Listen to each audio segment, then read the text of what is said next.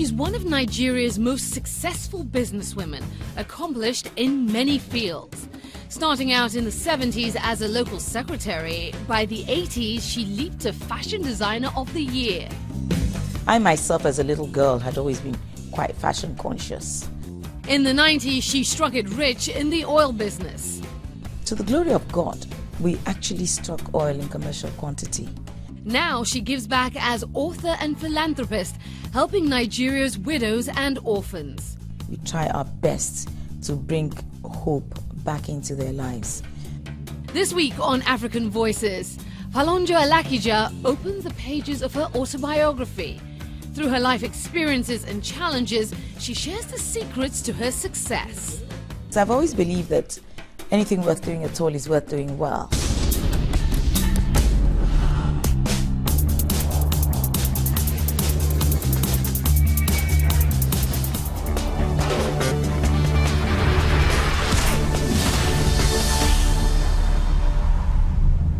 Folorunsho Alakija is a Nigerian billionaire. She travels frequently back and forth from her home in Lagos, Nigeria, to her homes in London. She's with her publishers in her apartment block in Knightsbridge, an exclusive and upscale district in central London. They're looking over her latest book. I am a very proud Nigerian. I've traveled wide and far. I've traveled the world over. I've been traveling since the age of 7. Now in her 60s, Folorunsho Alakija is one of Nigeria's influential women. She recently finished an autobiography called Growing with the Hand That Gives the Rose. Inside, she shares stories of her beginnings in the corporate world. I started off as a secretary because that was the career path that my father made me get into. It wasn't my choice. So I started off in a bank as a secretary to the managing director. I was very comfortable doing what I was doing. I had a good eye for the stationery and creating the logo of the bank. Alakija says her creativity helped her move along the corporate ladder quickly. From executive secretary, she became the first head of corporate affairs at IMB, Nigeria's international merchant bank.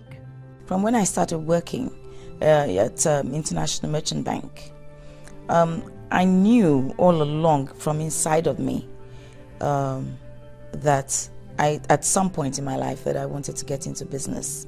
2 years later, she moved into a financial position in the Treasury Department. It wasn't long after she started thinking about creating her own business.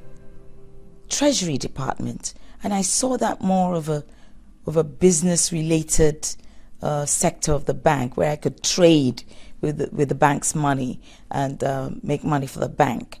I felt like being a natural in business. So I was able to juggle that very well.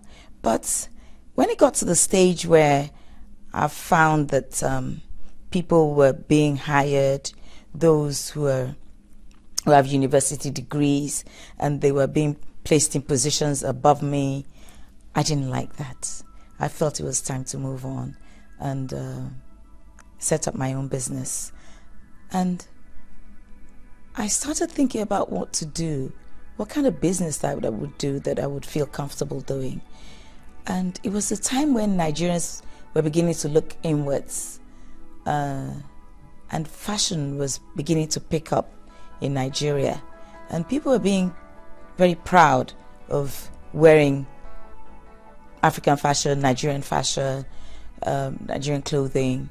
I felt that, it was the right time to go into studying the art of fashion design. So that was when I decided that it was time to move and to actually go and learn fashion design, because I've always believed that anything worth doing at all is worth doing well. I felt that I shouldn't just hire staff and get them to get on with it. No, I felt that I needed to know a lot more about it and do it professionally and dot I's and cross T's. So I decided to resign from the bank and go back to England to study fashion design and come back to set up my own business in that line. In 1985, Alakija made the switch from finance to fashion. After studying in London for a year, she returned to Nigeria to make her debut as a designer. She rented a 3-bedroom apartment in a popular district of Lagos and called her fashion label Supreme Stitches. It was an immediate success. By the end of her first year, Alakija won a prestigious national award, Fashion Designer of the Year. Supreme Stitches became a household brand in Nigeria, and Folorunsho Alakija a big name in the industry. I myself, as a little girl, had always been quite fashion conscious. I love clothes. I love beautiful things and beautiful people around me. I also knew that I had creative abilities, and because I had the talents to go with it, so I just felt that I needed to choose something that I would be comfortable doing, something that I would enjoy doing, and something that would be lucrative at the same time. She credits family for her fashion sense and success. When we went on holidays, I would always go and help my mum in her store. She used to sell textiles. Mine was to market what she was selling, and it gave me insight into colors and textures of fabrics and how to make a sale. So I learned a lot with fabrics and colors, and then I would go back to school. So I think that helped me. Alakija was also exposed to Western cultures as a child. We lived there for 4 years. We mixed with English girls, imbibed a lot of British values, and I remember that we didn't look forward to going to the dining room because we weren't eating Nigerian food. Her beginning chapters next.